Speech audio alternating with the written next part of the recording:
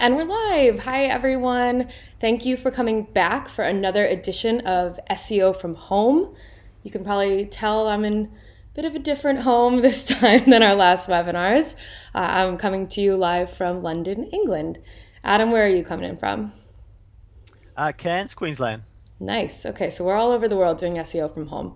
You might also notice that we are short one of our beloved SEO team members. Sam has unfortunately moved on to greener pastures. So Adam and I are going to try to take all your questions and answer them as best that we can without Sam's undying support. But hopefully he's watching live from somewhere. You better be watching, Sam. He better be. All right, well, let's go ahead and just get started because, again, we did have a lot of pre-submitted questions, so let's just get down to it. Anything that you want to ask us live, just go ahead and put it in the comments, and we'll try to get to every one of your questions. If we don't, we'll tweet them out, as always, put them on our social media. So let's just go ahead and get started. So first question comes from Adraham, and Adraham wants to know, what are the new SEO updates? Okay.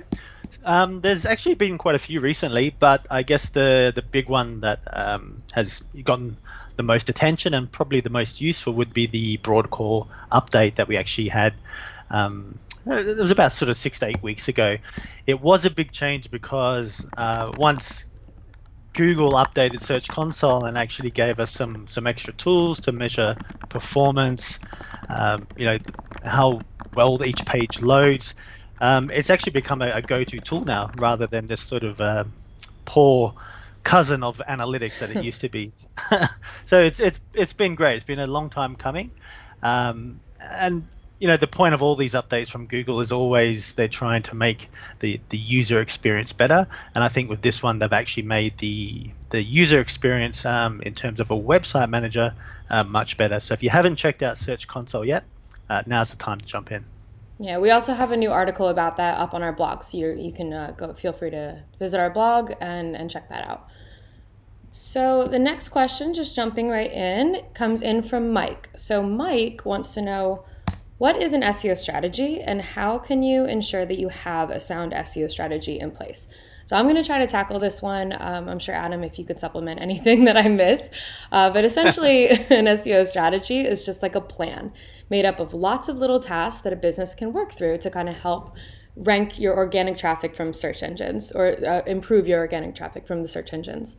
So typically, this would start with keyword research to understand really how your audience is searching for your products and your services, along with a content strategy to not only identify those keywords, but to also incorporate them into your content so that when Google sees and crawls your content, they realize that you'd be a good match for that query because that's what your content is about. So that seems pretty simple. It's not as simple as it sounds, though, because there's so many different keywords out there. So yeah, we would typically start with that. We'll share a link to some of our keyword tools a little bit later on. Next, you'd probably need to just understand SEO best practices to really identify what needs to be done, keeping in touch with what has changed within Google, and also building your pages with that technical SEO in mind.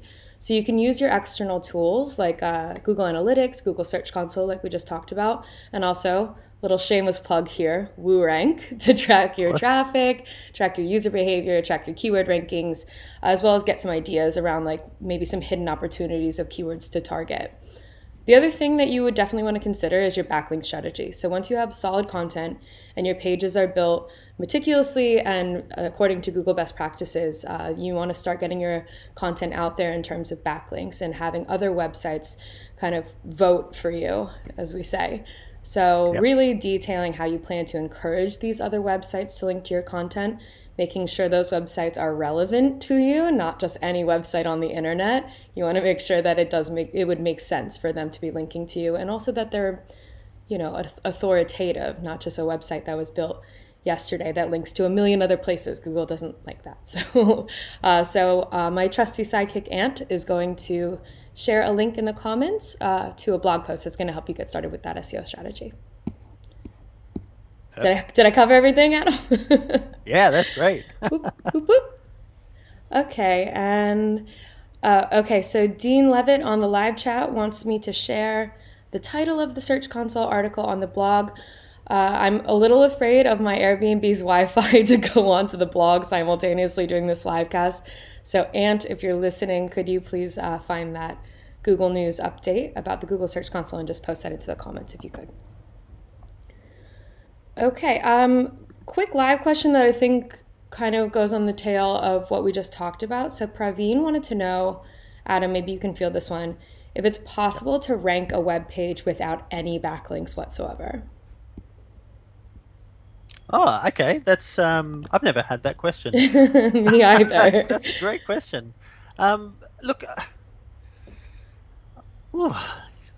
I'm gonna have to do some research. I'm gonna do a Dr. Carl. If any of you are from Australia, you'll definitely have heard of Dr. Carl, and he answers questions on the radio, and he says if he doesn't know, he will find out.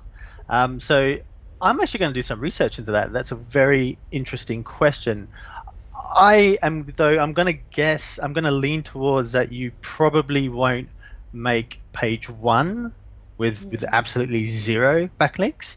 But I know for a fact that you can get a very good ranking with just a few backlinks. But to answer your question specifically, I will do some research. And in fact, I'll try to find an example of even a high ranking web page that has no links to it. But I suspect I won't be able to find it because it has no links.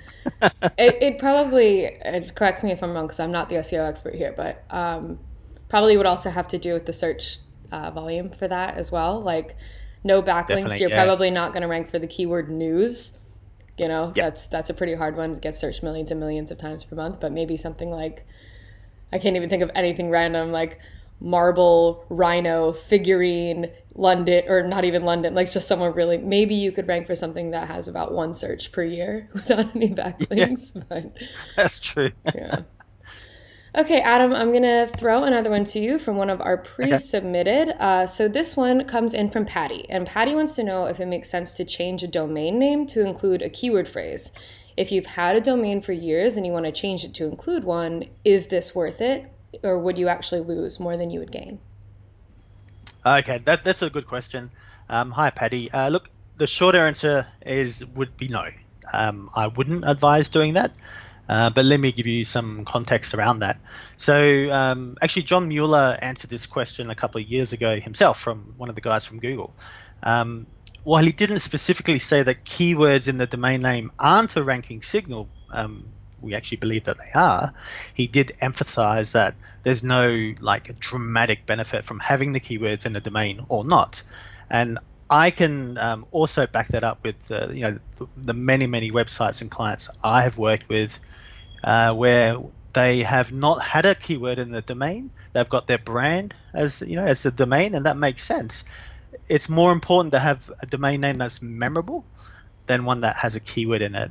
And I have never advised a client to change the URL simply to insert a keyword.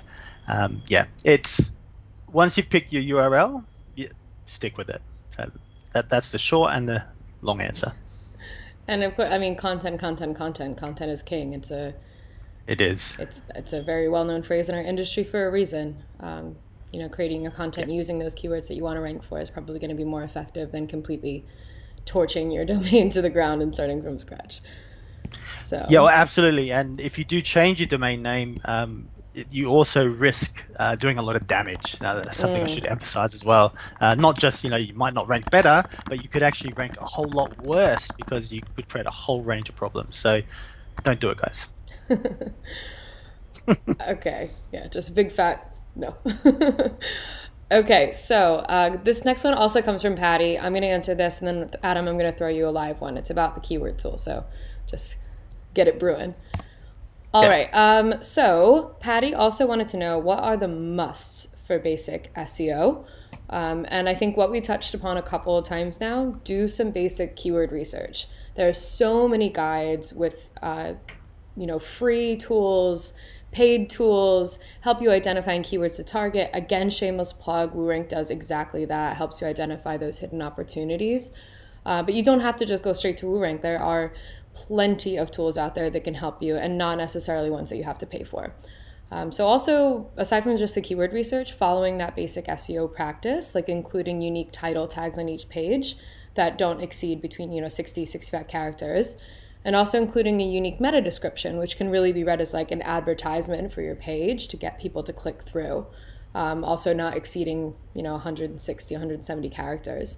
And also, I mean, really the crux of it, making sure that Google can actually access your pages, because you can make the best content on planet Earth, but if Google can't read it, they're never going to send anybody to your website. So that's really, really an important element of it. So we're also going to share, and again, I'm going to tap into my trusty sidekick because I'm afraid of my Wi-Fi dipping out.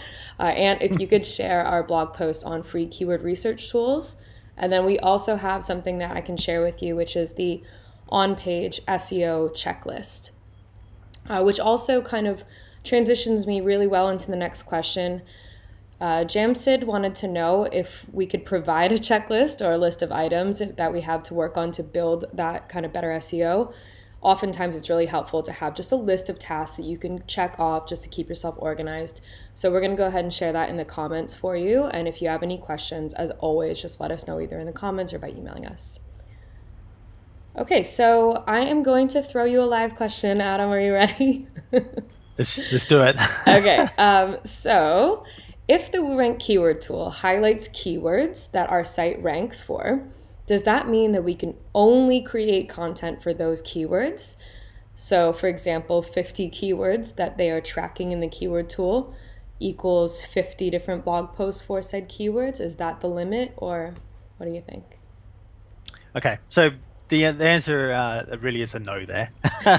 It's not connected in that way. And it's a good question because I've done a lot of consults with clients where they kind of have the same impression. They think that that our keyword tool, is somehow like a tap straight into Google, and it's like, well, these are the keywords that I'm going to rank for, but if I can't buy more keywords, then I'm not going to rank for them. The tool is actually more of it is a monitoring tool. So it's providing you information. So the idea is that you enter in the 50 keywords or search terms, the search phrases. I mean, a keyword can be 2, 3, 4, 5 keywords long that you want to track. So it comes down to before where we said part of a good strategy is keyword research. Adding those research terms to your WooRank keyword tool, and then monitoring 2 things for the keyword tool. And this is what I do for my own SEO clients that we have, is we show them the increase in their search terms. So search term going from page 10 to page 9 to page 8, 7, 6, 5, 4, 3, etc., going up. But they also want to see that their search terms are expanding and growing. So you might just start off tracking 10 keywords, and then over time you might find that you start picking up variations, you start picking up even spelling mistakes or typos. This is why WooRank give you so many keywords to choose from. It's in no way limiting the scope of your SEO. It's just a monitoring tool. Yeah, and you might also want to monitor in different locations. If you're running a campaign, let's say in Los Angeles, but you also operate in San Francisco, you might want to see how that campaign is doing in different cities. And if you find that you need more than 50 keywords to track, you can always upgrade to the premium subscription. That's right. That's exactly right. Shameless plugs all day. See, without Sam to keep me in check, I'm just going to be promoting WooRank all day. Okay, so let's go to a little bit, seems like maybe more of a technical one. This one comes in from Joe. Joe says, I am not a coder. I understand what needs to be changed in my website, but I'm worried that I'll create unintended mistakes by making these changes by myself. This is a really common concern when tackling an SEO strategy. So what can Joe handle in the work that needs to be done?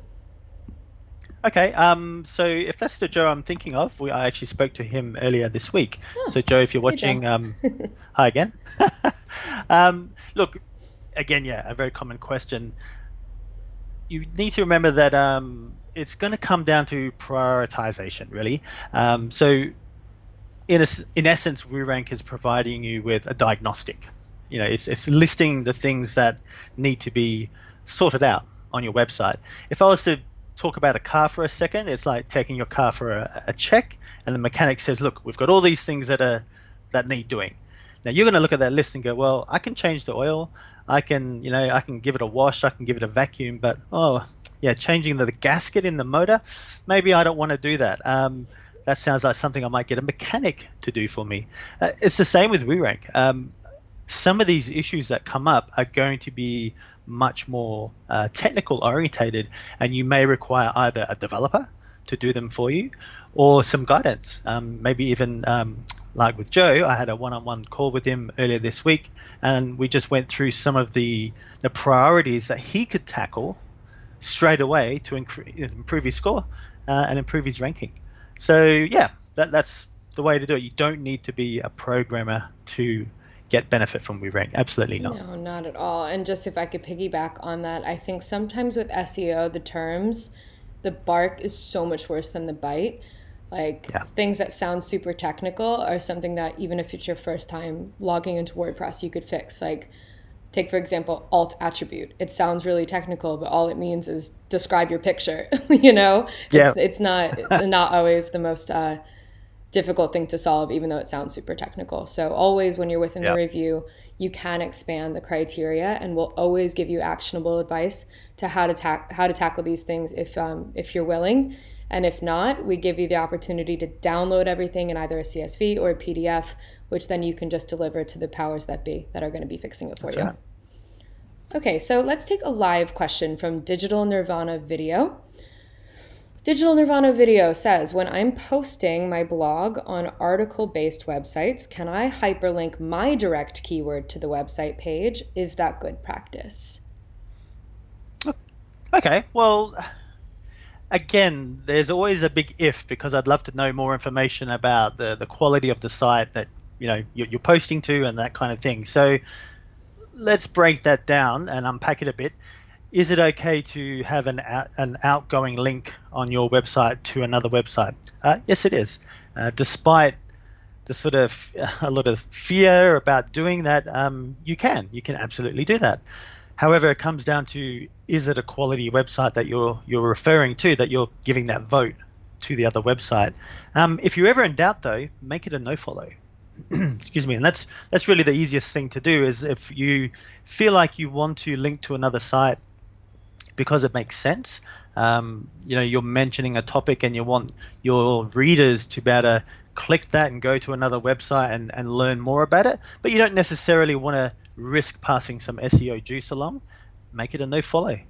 Most content management systems will let you do that, and that'll allow you to link to a site but not have to, you'll have that peace of mind that you're not passing any of your points along. Yeah, good answer. So I hope that. Yeah, if you need any more clarification, Digital Nirvana Video, just let us know in the comments, because I think you're probably still watching. Okay, so I'm going to give Adam a break and field one of the questions myself. This is something that we get asked quite a lot, so I'm just going to go ahead and throw this up on the screen. So I linked the social media to my website, but there's an error about not linking between the social media in the site in the WooRank review. This is, again, something that we get asked quite a lot, and quite simply put, putting your website, putting your social profiles on your website is not enough. And I know that it seems like we're being intentionally strict with identifying them, but it's exactly how Google and other search engines are going to look for it with structured data.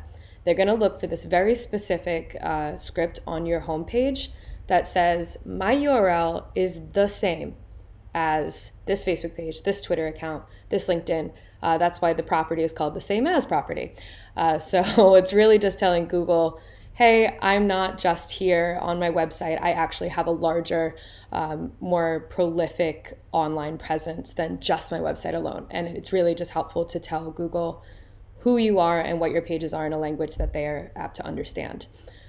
So structured data, like I said, Open Graph, Twitter cards are all ways that you can not only link to your social platforms, but it's also important when anybody is sharing your content on their social platforms. So even if you don't use social media, even if you think, oh, well, I don't use Twitter, I don't need Twitter, I'm a landscaper, they're going to use Twitter. These people are using Twitter. If they see something that they really like and they want to share with their friends, Twitter cards is a way for that to be shared in a really rich way that you can control. So depending on the exact issue that's really being shown in WooRank, it might be as simple as just generating some of that structured data. And luckily, we have a help article that gives you the exact code that you need. All you need to do is just replace the example.com, facebook.com/example, and just replace it with your own URLs, and then just put it anywhere in the header file, really. Right, Adam? Did I say that technically correct? Yeah, beautifully. That was really good. Oh, that was fantastic. Gold star for Courtney. And I've just shared that help article in the comments, everyone. Seems like my Wi-Fi is holding up to share these links. All right, so let's go back to one of our pre-submitted questions. This seems like kind of a long one. This is from Frank, who I have also had conversations with. I believe, Adam, you may have had conversations with. So Frank's website was, when it was first started, first in the list. So on the first page of Google when people were looking for the keyword D-Day. But since then, a lot of websites have come along that deal with that exact topic. So he's redesigned his website, and now he wants to know how to get back onto page 1. Okay, this is great. Restoring an old website to its former glory. It's more common than you realize. Okay, let's again break this down into some simple elements that I can give you a direct answer to, although I'd love to give you a much longer, complicated answer. First of all, with your new website, you need to start with what I call a very deep crawl or an audit, whatever term you want to use. WooRank, we have a crawler. That's the perfect tool because it's going to deeply crawl every single page on your website. And that's really the starting point, is to get all that information, find out if, I really want to sort of defer to some examples here to make more sense of it, but reauditing your site from the ground up is not only going to show you if you have any current errors, but it's also going to show you if perhaps when you relaunch your site, you may have made changes to the site architecture. For example, maybe you had a really old HTML website, and literally you had a page called dday.html, but now you're using this fancy, WordPress website, and guess what? They don't actually have .html. They've just got a slash at the end of a folder. So that content may simply be not ranking that high because Google is used to finding it at .html. So you may need to set up, everything from a redirect so that the old content goes to the new content. There's really there's so many things to check when you're relaunching a site, especially when you've come from that very strong, background, and you sort of held that position, but then you may have lost it over time. So you launch a new website to try and claw that back, and it doesn't turn out. Look, it is a common thing. So again, start with a deep crawl. That's going to find all your technical issues. After that, I'd be making sure that you definitely are submitting your sitemap to Google. And if you have altered your domain at all, if you've launched on a slightly different domain, you need to let them know that you've moved address. If you haven't, just submit that new sitemap, because as soon as you do that and take down the old sitemap, Google will start re-indexing. And I guess I'll finish off with saying that these days, because so much has changed, if you built a website before 2010, it was a totally different algorithm in play to decide whether it was on page 1 or page 100. Apples and oranges. So if your website was before then and now you've just built a new website, you need to look at all the new elements that make a website very popular today: speed, content, relevancy, authority, and that kind of thing. So really, you can't you can't ride on the back of your old website when you relaunch it. You really need, it's like starting from scratch, really. You will carry across some of the traffic, and that'll give you momentum and engagement. But yeah, it's really starting from the ground up, and you should end up with a website that's better in usability and look and feel and ranking at the end of the day. So that's a long answer, but That's my short answer of it. Yeah, I think also this is a great opportunity to, I guess, just reiterate that SEO is not something that you just do once and then you coast. Because things change really often, and Google's under no obligation to tell us if they're changing something, why they're changing something, how they're changing something. We just have to do that heavy lifting for you. And that's why staying with WooRank for longer than just a 2 week trial and fixing those things that you know how to fix is really, really helpful, because things do change. And that's our job, to tell you what's changed and why it's important, and how to actually get that done.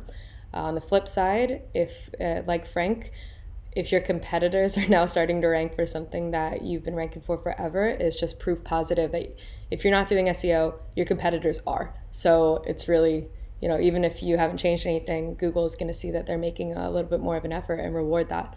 So again, SEO is just not something that you can like press the button, do my SEO, and then never think about it again. That's just not how this works. So true. Okay, so let's take a live question. This one's a little bit technical, so I hope that either one of us will be able to answer this. I'm really looking at you here, Adam. So Ebenom wants to know, please, what exactly is NLP? Does it have high impact on the average SEO? And does the average person need to worry about it for their site? So I'm thinking NLP is natural language processing, right? Am I correct? Okay, so yes. And that is a very technical question. Point Courtney. Yeah. Look, yeah, okay, so yeah, look, the answer is yes. Look, that's actually more, we're talking about more now the inner operations of the Google algorithm. So there has been evidence to strongly suggest that and let's use simpler words so that just everyone can understand what we're talking about, but essentially the way you write content, not so much what you're saying, but the way you're saying it, and the way that the text is structured, and is it there to suit someone that's 10 years old, or someone looking at a kid's website, or is it designed for someone with a university degree? And Google definitely takes that into account. That's part of the algorithm. My best advice on that would be to do some research on I think it's called the Fleisch or Flesch, I think it's a German word, so maybe Fleisch reading scale. That is a number that can often, I think it's between 0 and 10, and it defines how difficult a piece of content is. So if you sort of Google Fleisch reading scale test, you can run your content through it, and it'll come back and say, your content's designed for 12-year-olds. If your website is not meant to be for 12-year-olds, you kind of have a problem.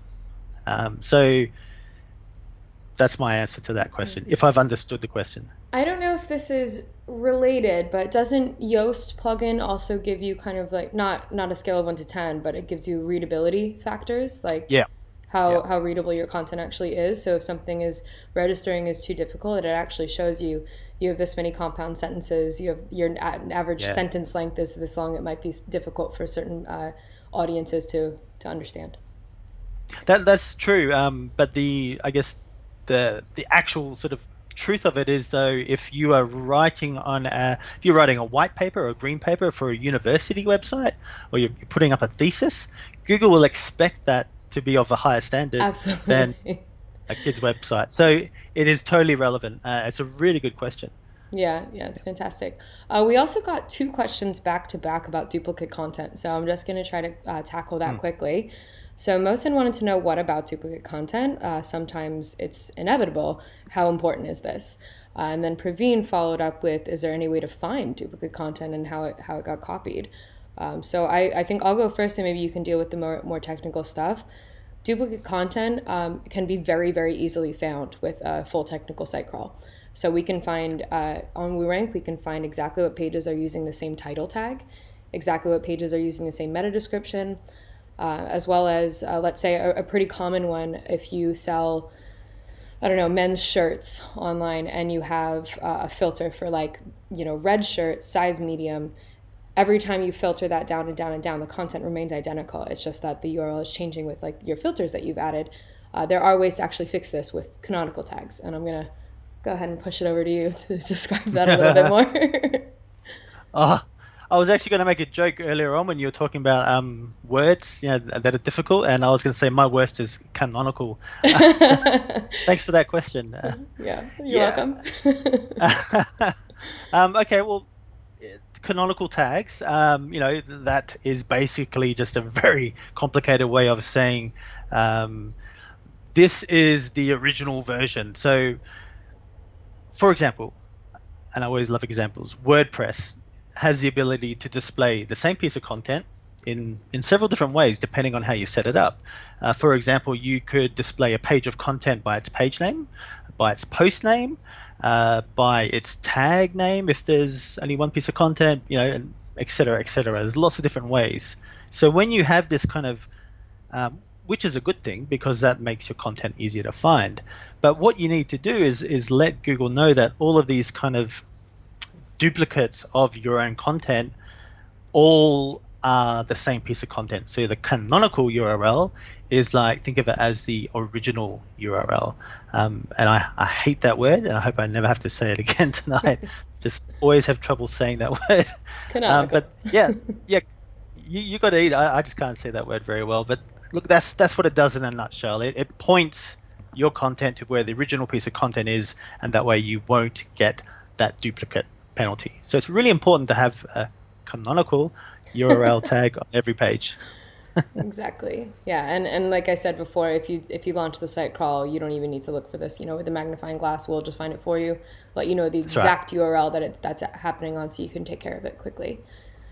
Okay, so this is the question I think everyone has been waiting for. We get this question about 20 times a second, it feels like, but let's just try to answer this in the most easy way possible. So, how can I rank on the first page for my website? Oh, yes. Okay. The question. Yeah, we just push a little button. I wish it was that. I wish we could sell that button. It'd be great. But we'd be billionaires. We would be billionaires. Yeah, totally. I want to kind of reframe the question a bit, and rather than say, how do I rank on the first page of Google for a new website, it's how do I get my website to rank on the first page of Google for a specific search term, because that really is the key word. See what I did there? That's SEO humor. Yeah, exactly. I'm great at parties. But it's something about, so if you take a website and you publish it, it's brand new, or even if it's 6 months old, Google comes along and it doesn't just assign like a static or an arbitrary score to the website. It doesn't go, well, that website scores, a 6 out of 10, so I'm going to put you at this ranking. Rather, it actually carries out a very complicated calculation, which the last time I read had over 10,000 factors in it. So X or R ranking equals, and then literally 10,000 factors in brackets. That's what's happening when you type in a search term and Google's determining what's the best fit. So it's not really how do you get your page, like your whole site, to rank on the page. It's you need to get a search term or a search phrase ranking. So the shortlist to do that, well, first of all, make sure your website is technically optimized for that given search term. Now, remember, you need to make a decision at some point here. You can't have a website that's talking about a million different things. You won't rank for all those million things. The best websites are often the simplest websites and the ones that are more focused. So make sure it's technically optimized for that given search term. You want to rank really well for phone batteries. Make sure that that's pretty much all you talk about on the homepage, and you have a phone batteries page, for example. Also, make sure that you have fresh, relevant, dated content. That's something that I've seen that's been getting a lot of energy in SEO circles, is content that has dates on it. Google's, if you're not, and you don't actually have to publish the date, but when the sitemap file is read by Google, it will actually see the date that it was published.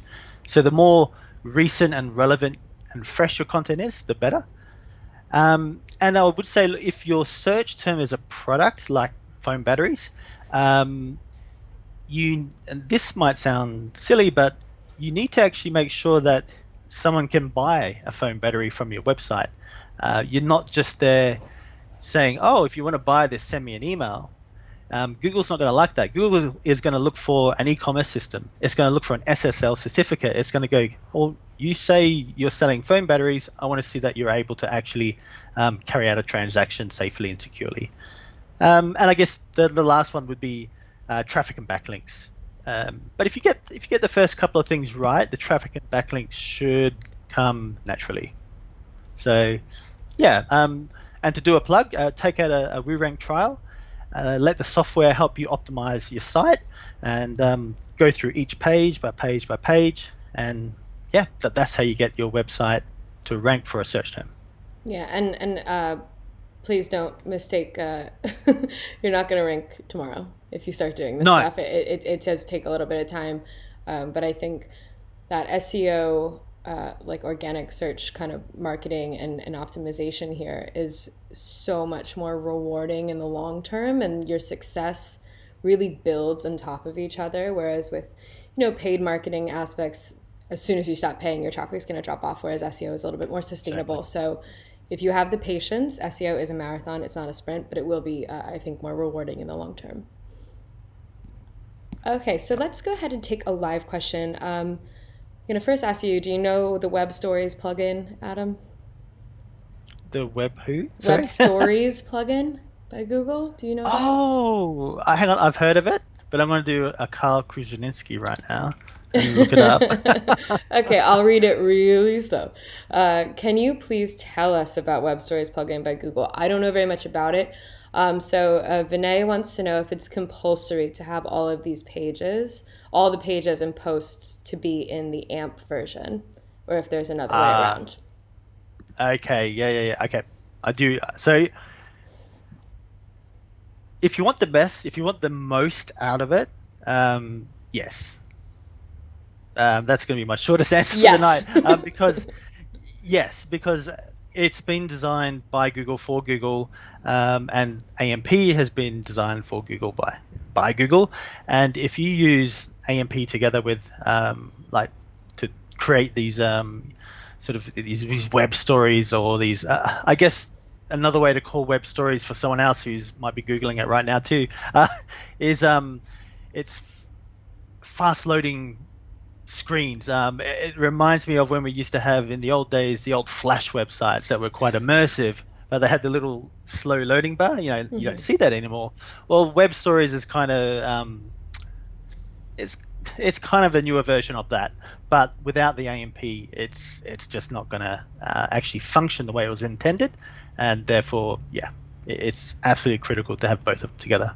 Yeah, and even though they say it's not a ranking factor, they made it. So if you're using it, we can kind of deductive reasoning there. If they designed it and you're using it, they're going to like that. Okay, so let's take one of the pre-submitted, because we don't have a whole ton of time here. Ooh, there's an easy one in the live, so we'll take that next. But first, one of our pre-submitted questions from Amir Sohel, and I'm sorry if I'm butchering your guys' names. It's not my strength. So Amir Sahal wants to know, how can I increase my domain authority? Okay. All right. So a little bit of background, just a tiny bit of background. Domain authority is actually something that was developed by Moz. So they developed this kind of score to try and predict how well a page would rank on Google. And, they got their own little algorithm going, and they, sort of figured out, okay, so if you have all these factors in a row, got all these, ducks lined up and ticked, your domain authority will be such and such. And it was a score, out of 100. The only issue, I guess, with domain authority is that it doesn't really take into account a lot of real-time variables and factors, which is actually really important to your SEO strategy. For example, just the previous question about keyword rankings, domain authority is exclusive of a keyword. So it's like saying, well, you might have a domain authority of, 80, so that's fantastic.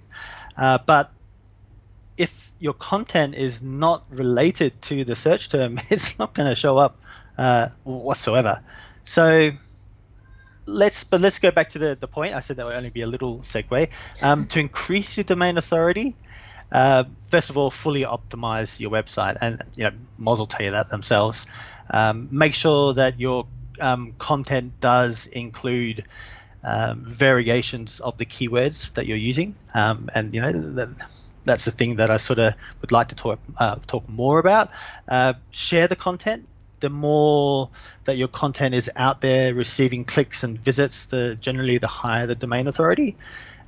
Also, a good, really easy trick: do lots of internal linking. Make sure that your page has 2 or 3 links that go to other relevant pages, and have good anchor text, not just click here and off they go.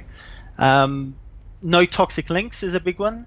As soon as you get toxic links, your domain authority is going to go down the toilet pretty much, and that will hurt you no matter what keyword you're trying to target. So domain authority is very useful there. And also make sure that your website is 100% mobile friendly, and not just mobile friendly, mobile like best friends, made for mobile. Yeah. That's how you increase your domain authority. So yeah, and hopefully I've put in a little bit of context for you as well. Sure. Yeah, I think that was good. And also, just for everyone who's watching live and is going to watch later, we transcribe our pre-submitted questions, and we do the whole answers on the blog. So you should see this one. If you pre-submitted a question and we didn't get to it, we do still post all of those answers on our blog. Okay, so let's go to a live question. So Paul wants to know, if he uploads a new photo, is the file name of that photo important on the website? Okay. Again, Yes. that's something that's just changed a lot, the answer to that. As of today, as of like 5 minutes ago, the file name shouldn't make a difference as long as it doesn't contain any underscores. You guys Now, see how often SEO changes? I didn't even know that. It used to matter, but then when CDNs and these sort of I'm not a programmer or a hosting expert, but these CDNs are like big hosting networks that make websites like load faster. Basically, when you upload an image, and it might be a picture, so it's called adam.jpg. Well, the CDN renames that image to 196.84121 hash.jpg because it's got a billion images on its server. So Google started not looking at the file name for a keyword. A year ago, I was saying absolutely, download all your pictures, put keywords in the file name, and re-upload them. And to all those customers, I'm very sorry, because that's now not the case. I'm just thinking right now, I've got my work cut out for me. I got to update a lot of our articles now. Yeah. Okay. And that's something that could change again in a flash. But yeah, that's what the evidence shows as of 6 minutes ago. I feel like we should put a disclaimer on every single one of our blog articles, like Totally. asterisk, Google can change this at any time. This is what we think, but like, does. and they could change it back, like what they were doing last year. Speaking of things that Google likes to change a lot, what is the difference between keywords and meta tags, and which is more important? Okay, so This comes from Katie, by the way. Okay, hello, Katie. Another really good question, actually. So the difference: meta tags provide information about your website using HTML, so which is the building blocks of a website, the code that is built in. Now, this information isn't seen by the user generally, but it provides information on like what title should I put in the in your Google Chrome's browser tab. What description should I pass to Google when Google decides to, display your website on a ranking? Now, the truth is you don't have to put these tags in, these meta tags. So this is getting to which is more important, because if they're not there, Google will make their own up. They'll go to your website and they'll read the first line of text, and that'll become your meta description. They'll read the first heading one, and that might become your meta title. Now, do you really want to leave that up to a search engine to sort of present your information? I would say no. There also is I guess, an extra bit of information is there used to be a meta tag called keywords. If that's what you're referring to, that is absolutely not in use or circulation anymore whatsoever. So definitely don't even worry about that. But as your question, difference between keywords and meta tags, well, keywords are the actual words and phrases in your content that people can see. So meta tags is kind of behind the scenes, and keywords are what people actually read. But Google looks at all of it, and it wants to marry it all up. So if your meta tags are saying red and your content is saying blue, don't expect to get a ranking for either color. That's the best way to say it. I would say if I could only work with one, I would make sure keywords are in my content, and then I would, leave the meta up to Google to decide. But they're both very important. Okay, so guys, unfortunately, we only have time for 2 more questions. One pre-submitted, one live. Ramandeep, I see your question about your health websites. We're going to get to it as our last question. But afterwards, when we put all of this roundup on the blog, I'm actually going to take your live questions that we didn't get time to answer. I'm very, very sorry about that. I'm going to take those and also include those in the blog roundup. So you will get an answer, and we'll share that blog roundup as soon as we have it published. So as a follow-up to the last question from Katie had another question.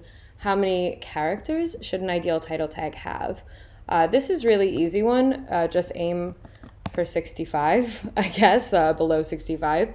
This will ensure that most of your titles are going to show up properly and neatly on all devices without that without the ellipses. So also what's important is the type of content that you're putting into your title tags. So just making sure that it really is relevant to what you're writing about and not necessarily just a way to Trojan horse your way into the first page of Google. And I'm going to go ahead and put a guideline in the comments now about title tag optimization, so you can figure out really what is best practice for your own website. Okay, so last question of the day, and again, I'm sorry, we are going to get to your live questions on the blog, but Ramandeep asked a few times. So he's creating a health website without having an educational background related to health. So with the help of SEO, is it possible to rank for a health and fitness website without necessarily being like a doctor or health professional? Absolutely. That's the brilliant thing about Google. It's a level playing field, and I really mean that. A lot of people think it's not. And especially in the health sector, because you're not allowed in a lot of countries, you're not allowed to advertise health products, medicines, medical, anything like that. Google AdWords ads as it's now called. Sorry, my phone just answered when I said its name. I think that happened last time too, didn't it? In our last webinar. Happens. I'm just going to put my phone over here. You can absolutely rank just as well as anyone else. In fact, one thing that I'm pretty sure Google doesn't do yet, and maybe it does, and we just don't know about it, but it doesn't study the profile of the web author in terms of rankings. So, and what I mean by this is that, for example, you may have heard of people that go around and do lots of reviews with Google, and they're sort of trusted reviewers, and they get like a ranking when they leave reviews on Google. Recently, I found out, and I can actually I'll try and dig up the article, and I'll send it to Courtney because it's actually quite interesting. But recently, I read a study that showed that where previously we thought people that had a higher influence with Google, that their reviews were more important than say other people, we actually found that it wasn't that. It was just if that person is legit or not, then the review is important. So it didn't matter if that person had done like 1,000 reviews or 10 reviews, but if Google is like, yep, you're legit, that's all it takes. So back to your question, if you can build a legit website using the right keywords, the right design, the right usability, and you tick all the SEO boxes, yeah, you're going to outrank people that have got PhDs and written thesis on your subject. So Google is a level playing field. Yeah. Yeah, I mean, obviously be responsible with the health information that Yes. you are promoting. I mean, I know in the States right now there's a lot of misinformation floating around about coronavirus and how either it's not real or the things that you can fix it with, like injecting bleach. So just be careful with what you post. And on that note, I mean, so let me find something kind of universal. So maybe like Tylenol in the States, so like a headache medicine, humongous brand, tons of product. The person who's doing the website probably isn't a doctor. They probably are a digital marketer helping the brand. So it's not like Google is going to check that you have the right qualifications to write that content. That's right. So that's our spiel. That's all, folks. We're gonna stop taking questions for now. Thank you for staying tuned in and staying engaged. Got so many good questions this time, you guys. Yeah. Really, really intelligent stuff, and we love hanging out with you once a month. So we're definitely not gonna stop anytime soon. Like I said, we will post answers to all of your pre-submitted and live questions on our blog. So just keep your eye out for that. And then also, pretty exciting, next month we're going to have a severe focus on page speed. So instead of just doing kind of a all-encompassing everything to do with SEO, we're going to really do a deep dive into page speed. We're going to have our co-founder Nils on the webinar as well to help answer these kind of more technical questions. So throughout the month, just keep your eye on your inbox. We're going to be sending some SEO guides about page speed. Get your questions ready, pre-submit them, and we will really focus on the page speed stuff next month. So thank you again, everyone. Thank you, Adam, as always. And we will see you again next month. Oh, one quick thing. Oh, go for it. I am going to do the research about the website with no links. I will come back next month. Yeah, so pay attention to our Twitter. So once Adam gets that question, then we'll tweet it. Also, I guess maybe we'll add a link to that in our monthly roundup. That might be cool. If I can find one. If we can find one. Maybe we'll try to do a case study. Yeah, so if we can find the answer, we'll also just lead off our next webinar with that as well. So be sure to come on back and hang out with us again. All right, thanks everybody. Thanks, Bye. guys.